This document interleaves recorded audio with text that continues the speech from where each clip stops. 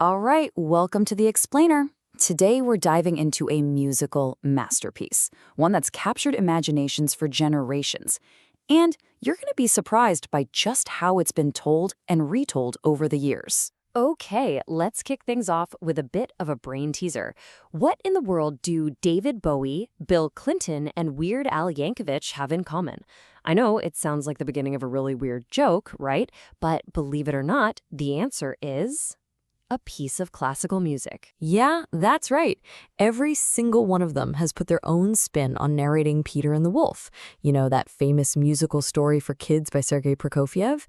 And honestly, they are just scratching the surface. And that's really what we're talking about today, this incredible reimagining of a classic story. Seriously, the list of people who've narrated this thing, it's just wild. I mean, just look at this list for a second. You've got Mikhail Gorbachev, the last leader of the Soviet Union, on the same list as Alice Cooper, the godfather of shock rock. It's just mind-blowing. We're talking Hollywood legends, world leaders, iconic comedians. This thing went way beyond being just a children's story. It's a full-blown cultural phenomenon that has popped up in the most unexpected places. So, okay, how did this all happen? Where did this come from? To get that, we've got to rewind and go back to the man himself, Sergei Prokofiev, and get into his absolutely genius idea. So the year is 1936. The director of Moscow's Central Children's Theater, a woman named Natalia Sats, comes to Prokofiev with a commission.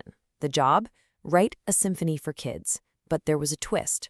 The whole point was to introduce children to the instruments of the orchestra. And Prokofiev, well, he was a genius on fire. He just churned it out. The piano version was done in under a week, and the floor orchestration finished just 9 days after that.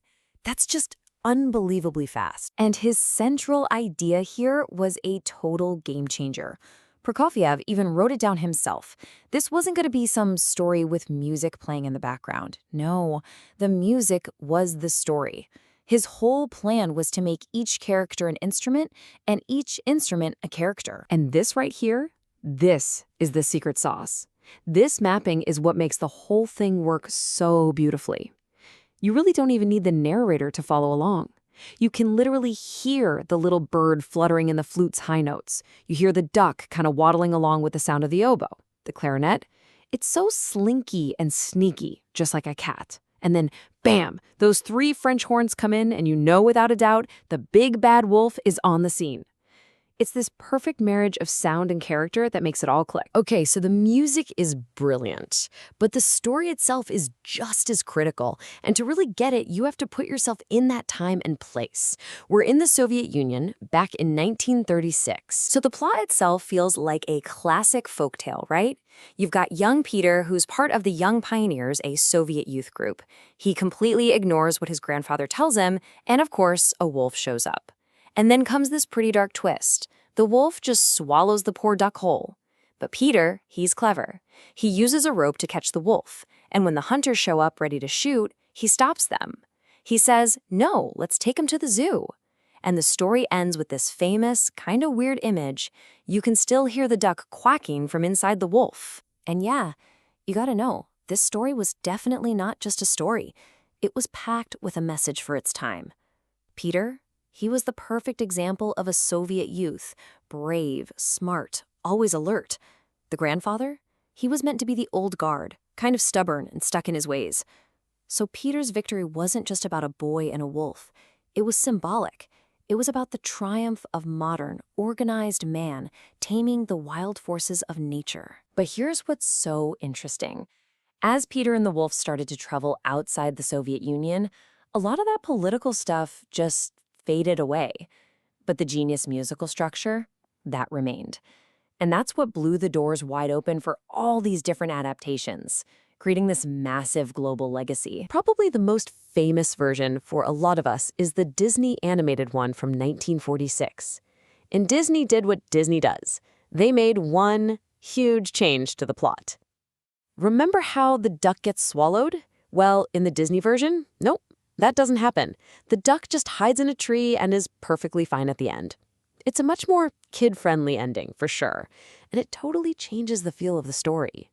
For millions of people, That's the version they know without ever realizing it was different from the original. And it didn't stop there. Not by a long shot. Fast forward a few decades to 2007. There was this incredible stop-motion film, a British-Polish production, that took it to a whole new level. Get this. It told the entire story with zero narration, not a single word. And it won an Academy Award. That just shows you how powerful Prokofiev's musical storytelling is. It doesn't even need words to work. And from there, things just get wilder and wilder. I'm talking a full-on rock opera with huge names like Phil Collins and Brian Eno. There's a version set up like a Hollywood gangster film, a punk rock ballet from the 80s. Of course, Weird Al did a parody where the moral is about brushing your teeth. There's even a klezmer version called Pincus and the Pig.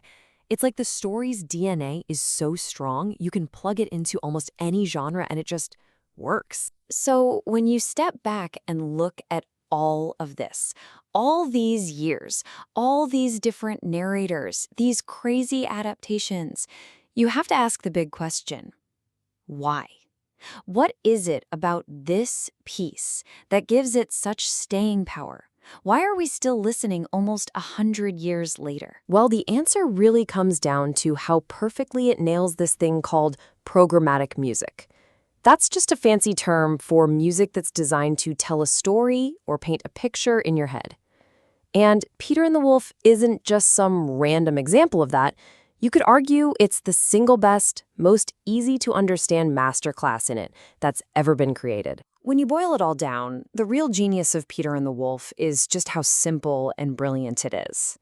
That one core concept, one character, one instrument, it's so clear, so powerful, it just connects with you instantly.